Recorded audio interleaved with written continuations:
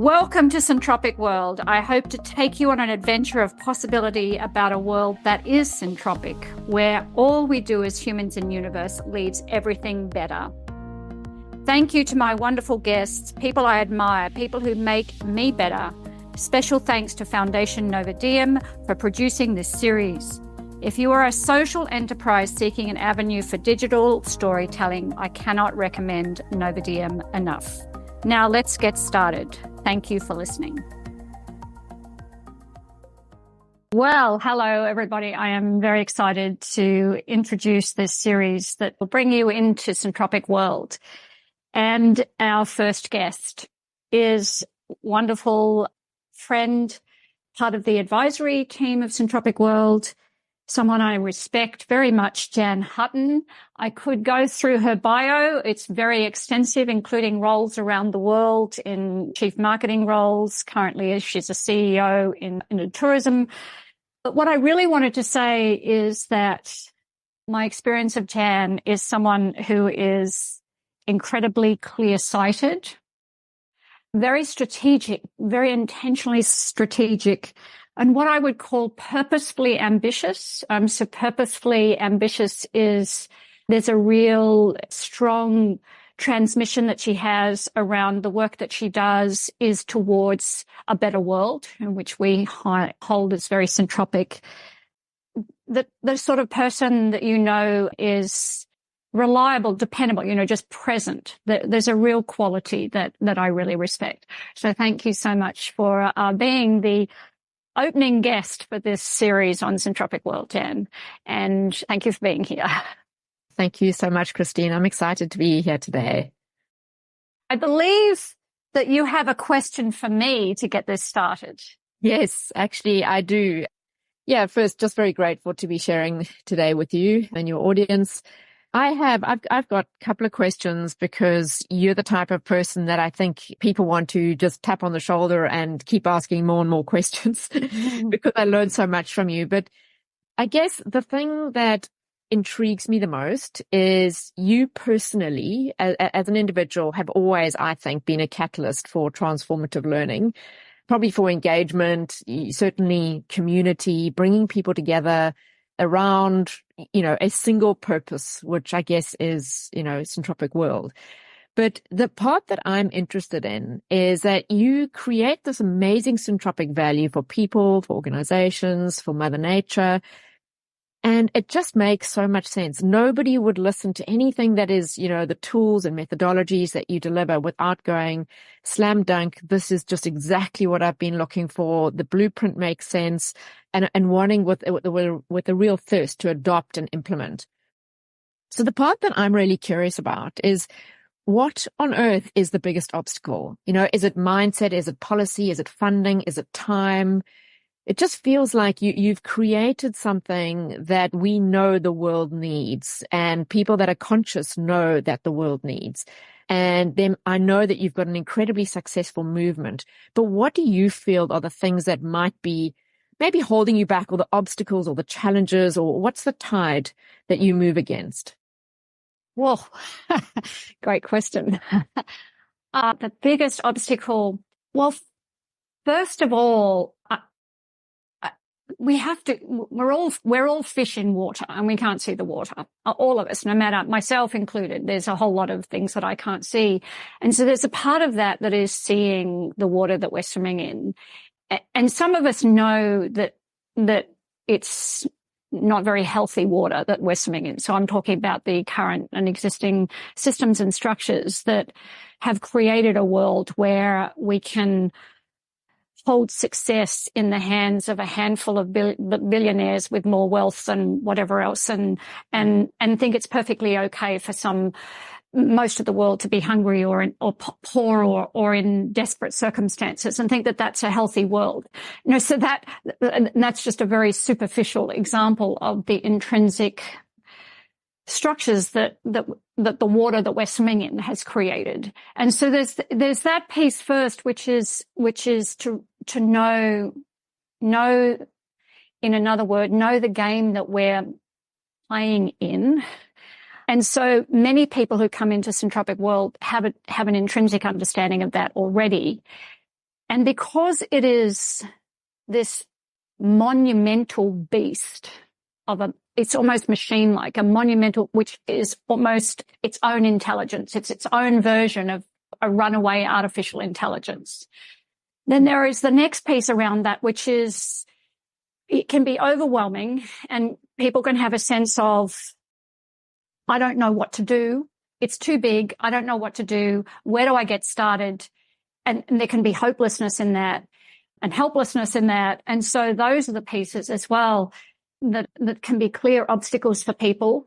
And then if there was any other piece, it would be the isolation that many people feel around how do we respond to that. And so it's really important. That's part of the work in Syntropic World, is that this doesn't happen in solo. It happens through bringing diverse, incredible people together to co-create together and to learn from each other about how we can build new models that make the existing obsolete. Yeah, thank you. What a fantastic answer. I think I would probably be speaking on behalf of many, many people that know your work, that work with you, that know you as a dear friend, that I feel extremely grateful just to have found you and I guess the role that you've played and Syntropic World as an extension of that, which, clearly represents a really profound body of work that recognizes the sacredness of life, of being alive. And I guess the part that I'm learning the most about is actually not just life and being alive, but how you actually pave a path to a better future. And yeah, I mean, I think that to suddenly find this community that you lead of proactive, energized, skilled people that are all pursuing change, in fact, driving change actively through the tools and partnerships and models that you have is a sense of coming home. Mm-hmm. And it's an interesting feeling because in many ways you are a catalyst of hope. And I guess I'm interested to know, do most people that engage your work, that spend time in the community, do they feel that sense of prodigal belonging? Do they feel this is something they've really been looking for and maybe not even knowing it? Yeah. Is that a common experience? It is actually, and it's definitely something that I work very hard to ensure happens. And one of the sort of underlying, we call it pattern integrity, that the threads that run through this work, Syntropic World, that we hold as sacred itself, is that we avoid any level of exploitation of others, including ourselves, which is aspirational, but definitely an aspiration worth going for. We avoid any form of the colonizing mindset, which lives in domination and superiority and so on. And so those sort of are the backbone or the substrate of the work that we do. And so that gives people a sense of safety when they step into this. But then the other part of this that is, I don't think people are expecting, is because the tools and models that we're introducing in Syntropic World are the laws of nature. I mean, the way that nature works.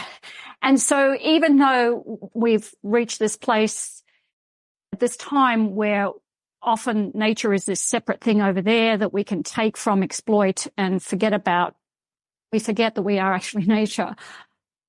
But the nature's coordinate system, the way nature works, the way it communicates, I mean, is still beyond any technology that we've created in the physical technological world.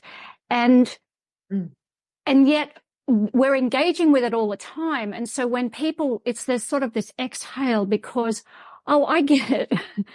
This is actually, I know how to respond to this because it's part of life. It's not separate from life. It's not this machine thing that goes over there that has, when you live with it or experience it, has no connection to anything that we would associate with enlivenment. And so that recognition is for many people, a surprise. But when you think about it, it should be no surprise at all. Yeah, absolutely.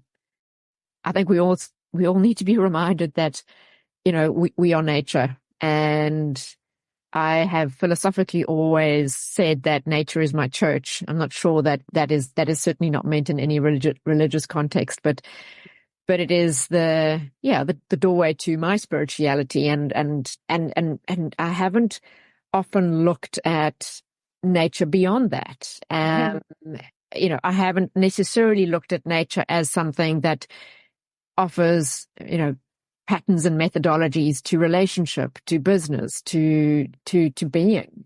So yeah, it's interesting that you actually describe it like that. Yeah. Well, I have to acknowledge that much of this work, I was introduced to the work of Bucky Fuller when I was in my early 20s. And it was one of those when many young people, particularly, I'm not going to speak for the generation right now, but in my generation, we were ambitious. We wanted to go out and conquer the world and all of that sort of thing. So I went to a program learning how to make money, and I was introduced to the work of Buckminster Fuller. And my life has since been more about serving a greater purpose for humans and universe than making money as a result of that. But Bucky Fuller spent his life, for anyone who is familiar with his work, he really wanted to apply nature's coordinate system to everything he did. And he spent his life demonstrating that humans have a purpose in the universe. There's a reason that we're here. I want to be clear that there's an individual, this is both at the individual and collective level. Every life, creature as well, has this intrinsic value to contribute. And so we have this, and there is a way that we can partner with the way that nature has figured out how to work over 14 billion years. And so Bucky has been my mentor, and his thinking was really quite remarkable. And so a lot of the work that we bring into Syntropic World, not all of it, but a lot of it is built off his thinking from over 60 years of his life. Yeah. Wow. I mean, I haven't had the sublime privilege of being at shoulder to shoulder with him in the way that you have, which is pretty rare. And I guess my exposure has mostly been through our conversations, but it's so soothing even listening to you. It's like every human longs for and knows that there is a purpose for us, and that we are part of something, and that we're not, lost out at space individually, but connected to something. And those principles that you refer to in relationship, in business, in all ways, I think you're right. I have experienced that exhale, and I can imagine many people having that moment where it's okay, this is actually how it's meant to be. This makes the world of sense. This fits. And, there's that congruence between mind, heart, action, that flows. Yeah. I've had the amazing privilege of being in one-on-one conversations over a long period of time with high-performing leaders, CEOs, executives, and so on, very intimate conversations when we're really talking about beingness, and conversations that often they've never had. So deeply intimate, deeply spiritual, deeply human. And the wonderful thing about those conversations is that they have given me such a deep knowing that most humans are good people who would love to have the opportunity to bring their whole brilliant, diverse, different selves to not just their life, but to creating something, participating in something, being a part of something that leaves the world better for their children. I don't think this is a foreign concept if we scratch below the surface of even people that we may look at in the first instance and go, they're so, I so don't agree with the principles that they hold. I think, underneath all of that anger and rage and noise and exploitation and so on, this is a fundamental part of life. I mean, babies are born with this, and then we're enculturated to do and act and behave somewhere else. And so part of my work and the work in Syntropic World is, how do we enable that to happen? How do we enable people to be able to come into the wholeness of their being, working with others in a way that everyone is elevated from that experience, and the things that we're working on genuinely matter for the seventh generation and for our children. And I'm actually quite flummoxed that this isn't a central organizing thought behind pretty much everything that we do.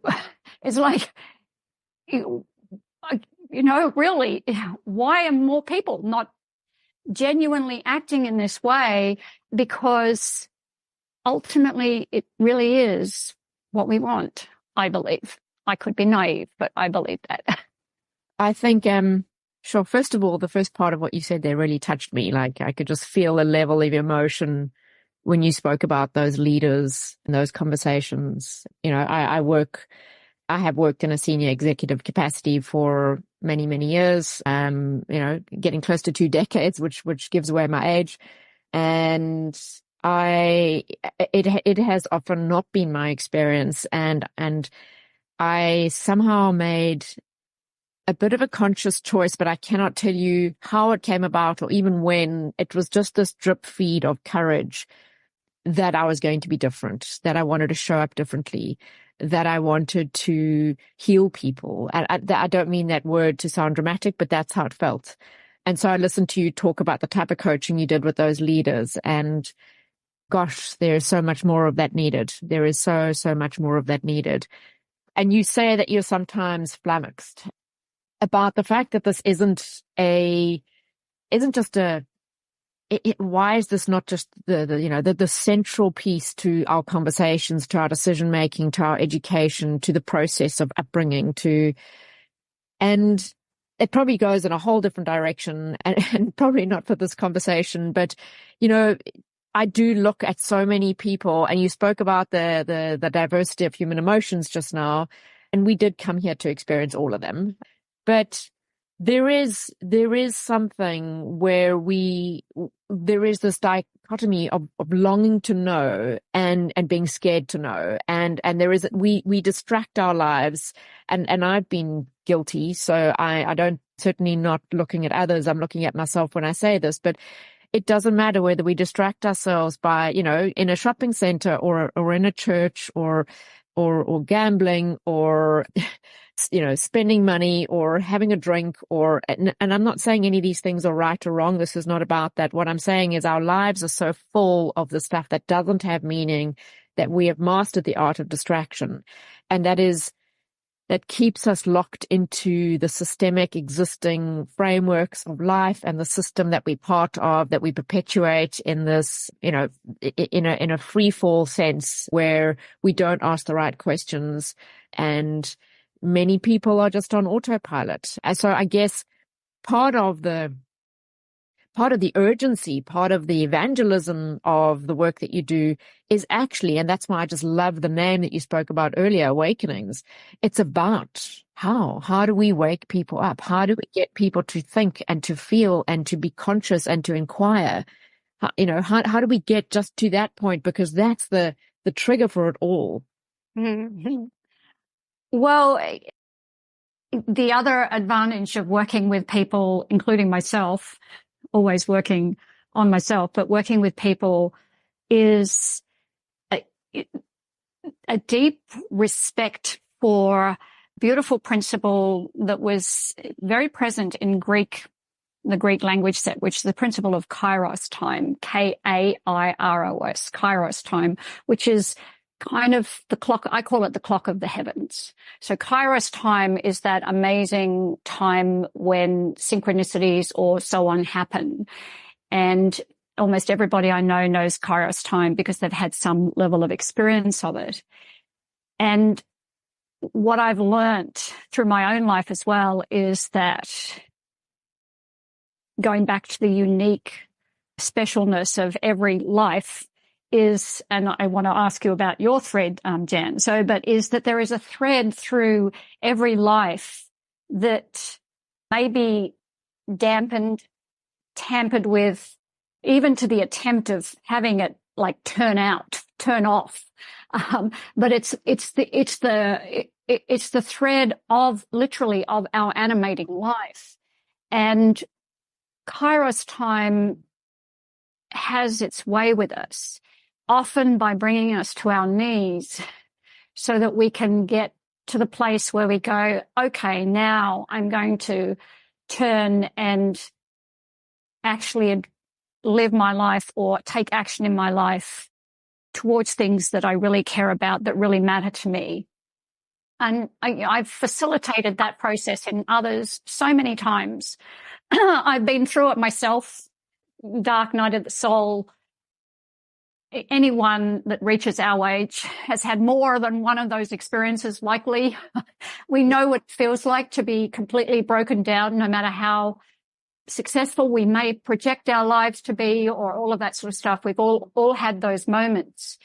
And so while I would love to see more people, happening earlier on so that we can gather the momentum of this movement, I really trust that our maturing humanity, and I do actually really believe that the whole of humanity is going through a maturing. It's the arrow of emergence, even though at times it can look like we're going backwards. And so, I have a deep sense of trust in that experience, that human experience, that we, even if it's on the deathbed, which it quite often is, we will awaken to the things that matter most at some point in time, and then you can't go back. It's like, okay, I have to make a commitment towards the things that matter most. I really trust that, and I really trust that even pretty much at every level, of human existence. Some people, it comes to them very early, and others we have to wait until we're almost done with our life for that to arrive. But anyway, I trust that. And on that matter, I was going to ask you, because you have, you've got this incredible career, and there's definitely been a constant thread in your life. And my sense of it, knowing you, is that there's this just real, it is like a flower coming into full bloom, which often happens. It happens to all of us, at different ways. But, what's the story, and what's the story that your life is weaving? What are those things? Are you comfortable speaking to the central threads and the things that are genuinely the things that get you up every morning and look towards the day with? Yeah, wow. That's a beautiful, profound, somewhat confronting question, and I love it. Yeah, thanks, Christine. I think I probably have numerous threads, like many people. First of all, I'm very proudly African, and very much my people.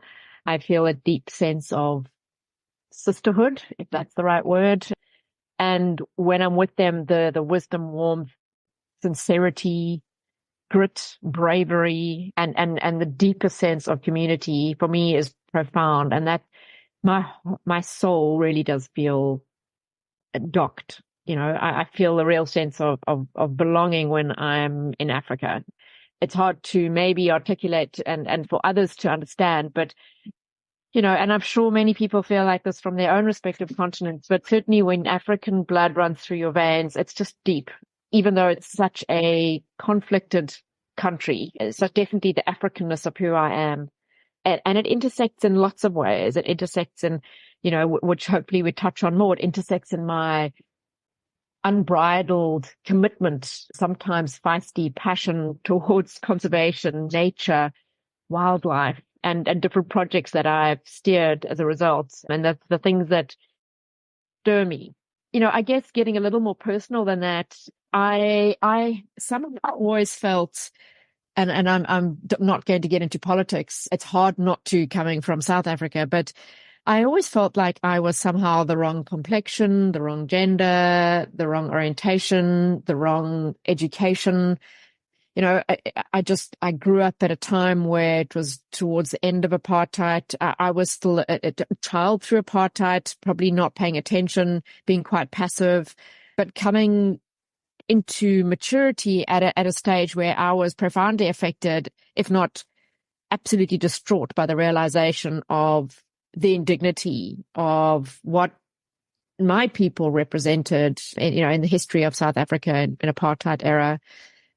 South Africa is very male dominated, or certainly was when I was, coming into my career. And then, from an education perspective, I got into UCT, University of Cape Town. I was not academic, and I was actually very dyslexic. And there were radical riots. I'm talking about, burnt tires on the road, a library burnt down, like lots of windows being knocked out, like proper riots. And I guess I slightly missed, maybe this is Kairos timing that you touched on. I feel like I kind of missed my window. And I landed up going to London and living in London for 2 years. And I came back, and numerous times I started, to re-engage tertiary education. This is not in the days, by the way, where online learning was anywhere near advanced and accessible as it is now. So I think that shaping my identity, and I don't want to use this word because it's quite a loaded word, but in many ways there was a level of shame, a level of, as I said, wrong complexion, wrong gender, wrong orientation, wrong education. I just felt that, and that's been a significant part of what has forged me, because it has made me, a word you used just now that I love, it has made me profoundly committed, but way more than committed. What's the word I'm looking for? I am acutely driving what I would say is my level of transformation in areas of inclusivity and respect, and that has, and creating a real genuine sense of lifelong learning, and realizing that I have a ferocious appetite to learn, and that, maybe not everybody needs a tertiary education. I'm very envious of anybody that does. And, it was a chip on my shoulder for many, many years, but it drove me to want to understand life. And that started at a young age, where I read everything that I've never read a novel in my entire life, but I read everything to do with the mind, to do with quantum physics, to do with basically how life works. And that has shaped me in business, in spirituality, in most areas, in all areas. So I would say my threads are around those spaces, and how that has informed what I do for a living, and how I've had to dig deep, actually. I've had to dig deep and believe in myself and master that, because it did not come naturally, and start to build a career where I felt like I felt like it was hard yards gaining every mile. And yeah, so I've had amazing opportunities. I've worked with incredible people. I don't want to make it sound like it's been a struggle. It is not. I've lived what I think is an incredibly blessed life, but certainly those are some of the dynamics around me that have fueled who I've become, and the career journey map that I've curated through my life, and not just the jobs, but way more importantly, the impact I've made in those roles. And I think it was subliminal. I never arrived in a position thinking this is what I want to do. But when I look back on every position, I can see the impact. I can see the change.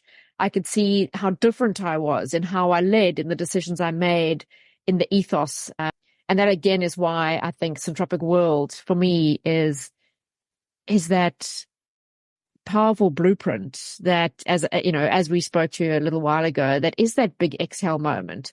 I've been doing this like a little coal out of the fire on my own. Yeah. And suddenly to have, your community, the tools around me is very mobilizing. It's wonderful. Oh, that's beautiful. I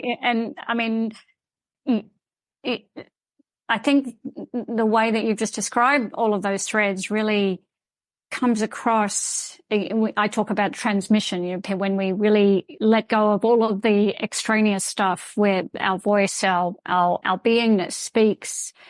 And we almost don't need language anymore, because the power of who we are comes through as a transmission.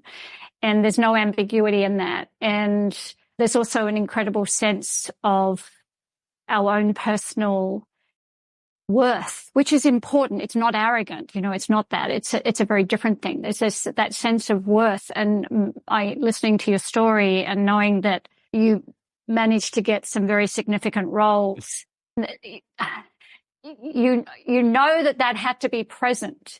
And so part of what I love supporting through bringing people, into Syntropic World and their agency is that we embrace that. We embrace that in ourselves. Again, this is not arrogant. It's a very, very different. It's here I am, and I was born, and there is something I'm here to do, and it matters. And the sense of that I'm not worthy, or I'm not educated, or I'm not this, or I'm not that, which all of us have some thread of that, is a distraction to what we're here to do. And one of the things that we talk about in Syntropic World is when the purpose is big enough, when we have a purpose, an evolutionary purpose that's big enough, then we become unafraid to ask for what we need to have that happen, because it's bigger than ourselves. And ourselves is just the vessel vehicle to achieving that purpose. And there's an incredible liberation in that. That is, because it's beyond personal. And I hear that in you. I hear that level of, I would want you on my team if we were going up against something, because that when you are on my team, how lucky am I? But if we're going up against something, because that's, and for me as well, that's been my own journey, embracing the values and the skills and the differences that I have, and not being apologetic about what I don't have. It's like, okay, I don't have that, but someone else does, thank goodness. And, that's how we create ecologies of synergy. We're not all same. We're all brilliantly different. And that's where the genius comes, when that comes together. So I know that one of the things you've talked to me, which I've really loved this about travel. You mentioned in a personal conversation at some stage that this travel experience as a learning opportunity, or this exploring or going to places, experiencing cultures, how worlds open. Can you speak a little bit about that, your love of that? Yeah, absolutely. Yeah. Look, I've been involved with travel and tourism for the longest time, because I believe that travel makes the world a better place. And there are incredible white papers out there and that talk to the role of travel and the fact that almost innate in us, and I mean literally from the time of Bartholomew Dias, like from the first people that ever traveled. And just on that, we had Marco Polo in the 1200s, we had Columbus, Neil Armstrong, and now in 2031 we're looking at over 2 billion travelers. So you can understand that when I talk about this is actually something innate in us. We are all looking for a life that is not ordinary. We're all looking for the unfamiliar. And there's something amazing about the research they've done and how your brain works, which I find fascinating. And that is when you're actually in an environment where your five senses, which is really just, I suppose your brain is this artifact of, the data that comes in through your touch, smell, sight, all your five senses. And when these senses are short-circuited, in other words, when you are overwhelmed because everything around you is new, the sights, the smells, the textures, everything you're seeing, you're in a totally foreign environment. It actually literally short-circuits, or maybe said more, articulately, it silences the critic in our minds. It silences that part of the internal narrative that is scared of the past or fearful of the future or feeling a level of anxiety or whatever it is, which many of us deal with. And suddenly we feel totally refreshed. Suddenly it literally quietens that because all the energy is going into almost taking in the information around us. And that is why people can go away for a weekend and come back feeling totally rejuvenated. But I guess what I've learned as well is we really do take ourselves with ourselves. And I know that's an obvious comment, but there is a little quote. I'll just quickly read it to you because I love it. It says, genuine travel has no destination. Travelers do not go somewhere, but constantly discover that they are somewhere else. Nature does not change. It has no inside or outside. It is therefore not possible to travel through it. All travel is therefore change within the traveler. And it is for that reason that travelers are always somewhere else. To travel is to grow. And that is by James Cass. And I think that is ultimately a lot of what I've done is destination development. And that's looking at how you actually promote a place and bring in Forex and it's all about the visitor economy. But I've realized that the destination is one within us. And so that's shaped a lot of how I see travel. I hope that answers what you're asking. Yeah, it's beautiful. And I'm just curious, the quote, which was amazing. You said James Cass, as in the same author of Finite and Infinite Games, Cass? That same Cass? Yes. All right. Beautiful. Because I read his book a long time ago, and it's one of the substrate pieces as well that live in Syntropic World, which is, we don't want to be playing win-lose games. That's for children's playgrounds. Yeah. We want to be playing the infinite game that really does support an increased well-being for Earth and all her creatures. And James Cass, there you go. Well, you didn't know he was a traveler. Yeah, well, I don't know. Maybe the ultimate internal traveler. Yeah. But he speaks of how travel diminishes preconditioned prejudices, how it creates, breaks down borders, or rather, better said, it creates unity. He speaks about how travel creates creativity, how it reduces stress, or even said more profoundly, is the antithesis of war. Yeah. And these are the concepts around which that quote was written. Yeah. Oh, beautiful. In Syntropic World, one of the tools that I teach is actually very simple. Few people do it very well, though, not within Syntropic World, but a few people in the world do it. It's called a conversation for understanding. And it is there's a couple of rules around it. And the first one is the intention is to understand the other. You don't have to agree with them. It's not the same thing, but to understand them, their worldview, why they chose to do what they're doing, the course of action, and so on, to genuinely understand as best as we are able the other. Therefore, if that is the intention, you can only ask questions. And you cannot defend or justify. And I've facilitated people through that experience many, many times, and watched with just the remarkable recognition. When people are committed to that, you have to be committed to understanding, but the remarkable recognition of all of the assumptions and cultural stories that were occupying their territory, their being, prior to sitting in that understanding conversation. And that once they go through that experience, they have the capacity, like travel, to see more of another than they gave permission to in that first cut. And I've always had the belief that if a national level, if countries were willing to understand other countries, like genuinely understand the history, understand the grief, understand how they feel this, that, or the other, that we would recognize each other across the fence. Oh, I love that's really what you're saying in the piece around travel. It opens that understanding. Yeah, I love that. So, maybe I listen to what you're saying, and because we're engaged in this conversation, I'm just, fixated on the conversation. But as you're talking, I can just imagine people grabbing a pen and wanting to write down notes because they're just these pearls.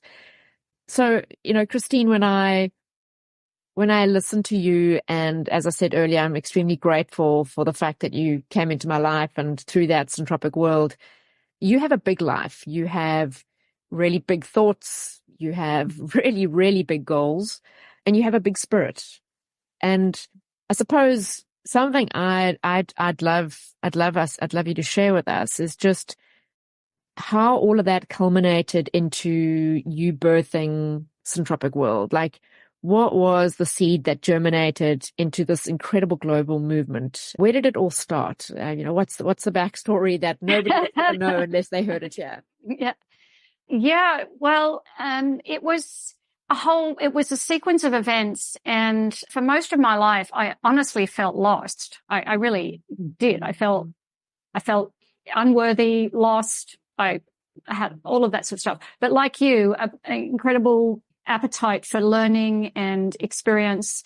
Meeting the work of Bucky in my 20s was a pivotal moment. So deeply trained in systems thinking, deeply trained in the geometry of nature, structure and geometry of nature, which actually I've translated into human geometry. Geometry is the study of relationships.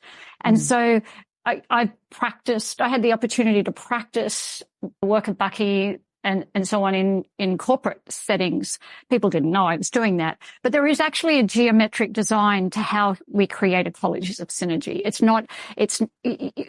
If anyone's been on a team and had the experience of those amazing teams that are just so greater than any individual, they can be random, but there's happenstance.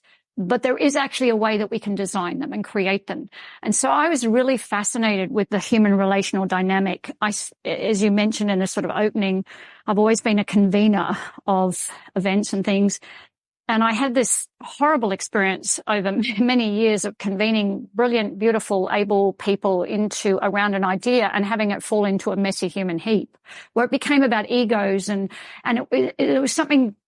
There was such a loss in that. There was a loss of the investment of each other's energy. There was a loss in the idea and it just became ugly. And so I've been fascinated in how to do that and how to do that elegantly.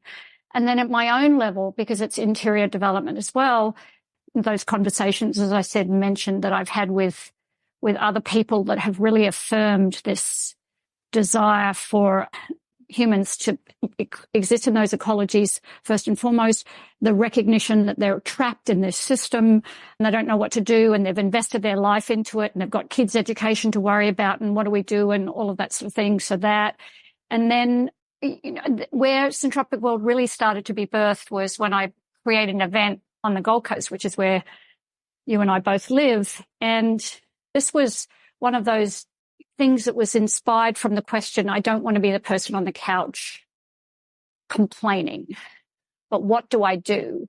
And I sat in that question, what do I do at a citizen community level? And I sat in that question for not many, but a couple of years. And when the idea for Big Blue Sky came to me, which was to bring together multi-stakeholders of the city to co-create the future of the city, I knew that we had to do it differently because we were bringing people together. So it couldn't be another messy human heap. And so all of the sort of foundational tools of Syntropic World were born out of what I introduced into Big Blue Sky, the Trust Manifesto, the Synergistic Audit, how we bring people together. And it was a clear transmission. So I managed to pull together a team of about 12 volunteers. We were all volunteers. None of us knew each other prior to that. So we're all strangers to each other. And over the course of 6 months, we co-created a world-class event without a single human upset and no job description. And it was literally like watching if you went into a town square and had a stack of instruments and you managed to pull together people who played them, that they would sit down without rehearsal and play a symphony. It was this gorgeous calibration and coherence of people coming around a central purpose that they cared about and being given the agency to be brilliant to create this event. And it was one of the most beautiful experiences that I'd had. And then, of course, because it was actually challenging incumbency And because I didn't have a coach in my corner, I didn't have someone who had public experience. This was my first public role. This idea was attacked, and it injured me at such a deep level because I couldn't understand how anyone could attack something so genuinely beautiful and so genuinely created by a group of people that were not there to serve themselves and their own heroic adventure. It was this service thing. And Jan, I disappeared. It was so hard for me to reconcile. I took it personally. I shouldn't have taken it personally. If I had had a coach in my corner, they would have said, this is going to happen. When it happens, you should go, bravo, keep going, you're on track. But I didn't have that. And so I went into a very, very, very dark place. And the decision that I made coming out of that was that, I'm at the latter end of my life. And things become more defined at that stage because you realize that there is a clock ticking. And I just made a decision that I was going to dedicate myself to building the new models that make the existing obsolete, creating ecologies for synergy, communities where people can bring their brilliant selves, really committed to this work. And so, that was sort of the pathway, all of those pieces. And at the same time, it has given me a sense of, after many years, because I started Syntropic World when I was 58. So, like late to the party. But this is my work, and this is, I'm every single step of the way along, every single broken bone, kick in the guts, trembling, terror, joy, every step along the way has been 100% the material required to get to this place. Oh, gosh. Wow. You use the words, or you ask the question, or you provoke the response when talking about your work. And you often say, that there is a question to be asked that is, do you care enough? Mm-hmm. It's a visceral question because it really does demand sincerity and evidence.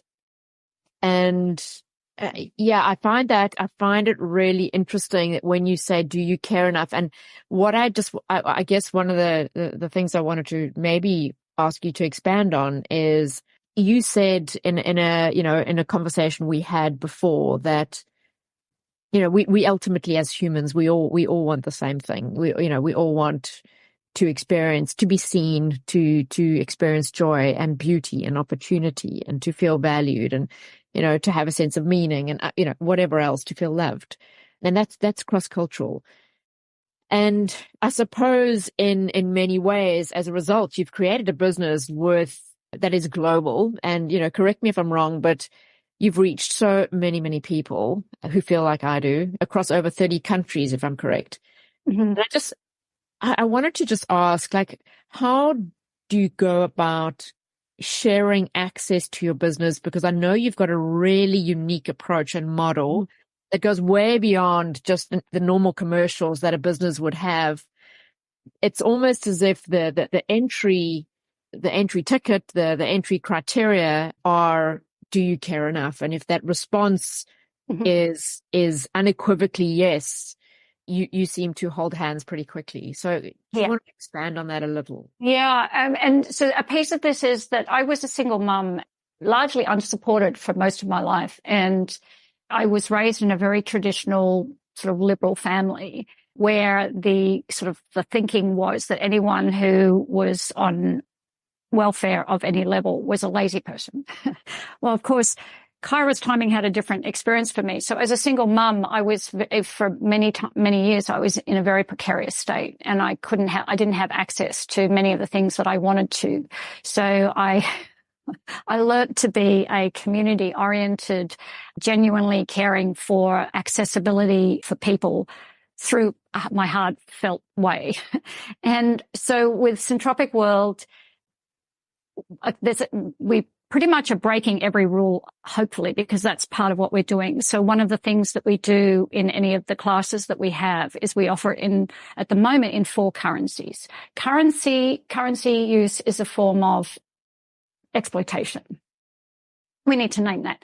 And so the different levels of currency. And so we offer it in 4 different currencies, first and foremost. One of them is the Australian currency, which compared to the UK pound and the euro and the US dollar is almost half the money. So people can choose. I don't put a gate around that at all. If you're from the UK, you can pay in Australian dollars. If you can't pay or you can't pay the full fee, I'm never going to deny someone access, because it's really important for me that people in communities who would never have access, and we have people from Uganda and Kenya and other places, but even from Australia who would, like I had when I was, the single parent, would never have had access. We have a process where they can apply for a scholarship, and it's not a free pass. There's a commitment. And I believe in this fiercely, because that's part of what we do in Syntropic World. To be part of Syntropic World, we're agreeing to be part of the community. We're agreeing about how we behave with each other. We're agreeing that we treat each other with respect. We're agreeing that we hold each other to our best. We're agreeing to a set of principles about how we are human together. And if people don't like that, that's fine. You just can't participate. So if you want to be if you want to take one of the classes and you don't have the financial means, then you're invited to commit to bringing the qualities and so on of yourself, including that you're going to attend, that you're going to respect the process, that you're going to participate, and so on. And anyone who does that is given access. And so essentially, on one level, those that have one of the many tools that we have is the synergistic audit, which is how we honor value in 6 domains of input and 6 domains of output. There are some people have an abundance of money and they want community and connection. There are other people that have no money and they have brilliance. We need to register that those are relevant. There are people who are just the carers of the world. They'll be thoughtful and weave connections and so on. We need to start honoring those things as of equal value to if you have the money. And so, because the moment we give money primacy over any other value, we get the world that we've got. And so it is this beautiful way of inviting people to bring what they have, that they have the willingness to bring to what we're doing, that can be held in the same respect as someone who pays the full fee. Yeah. I think anybody would say that that's pretty rare, and certainly you walk the talk, which is amazing. There's a well-known African proverb which is not entirely aligned, but I just want to say it because I see the again, everything that you're discussing in terms of genuine community and how you do kind of link arms, and not just through some payment mechanism. If you want to go fast, go alone. If you want to go far, go together. Yeah. And that go far and allowing people to participate and opening up and welcoming people into your community through various currencies. And I don't mean that just in the sense of monetary currency, but just commitment and So that's really remarkable. Yeah. And so just to sort of complete that, Gandhi had a quote that many people know, which is "Be the change we want to see in the world." I believe that was Gandhi. In Syntropic World, we're taking that to the next level. It's not just the interior. Yes, we need to be the change we want to see in the world. Everything that we do, how we design our businesses, the legal coding, how we account for value, everything that we do needs to demonstrate the change that we're working on for the world with the future. So in other words, let's be the model rather than it's out there. We need to demonstrate that. And so that means looking at and please hear me, this is not about perfection, and Syntropic World is far from perfection, but this is our ardent aim, is looking at everything that we do, every way we do it, as a demonstration of the world that we're holding as possible, everything. And so it's not just us being the change. We need to demonstrate it in all things. And that is what is delivered, and that has been my experience and my story. And that is why even speaking with you today is such a privilege, because I previously felt like the change I wanted to bring was impossible. And working with you and Syntropic World, it feels within reach. Mm-hmm. It's a very, very significant realization. That's all I can say. And one that I'm very, very grateful for. Well, likewise, the gratitude is both ways, because you have the strategic and so on things that, as I said, I'm not what I'm good at, but you have the strategic and that beautiful, intentional, purposeful ambition and direction and experience that I lack. And I am so grateful to have you on my team. So thank you as well, Jane, for being here. And thank you for this wonderful conversation and being part of this podcast series. I've loved every minute. Thank you. This episode is produced by Foundation Novadiem. We thank them for their wonderful production.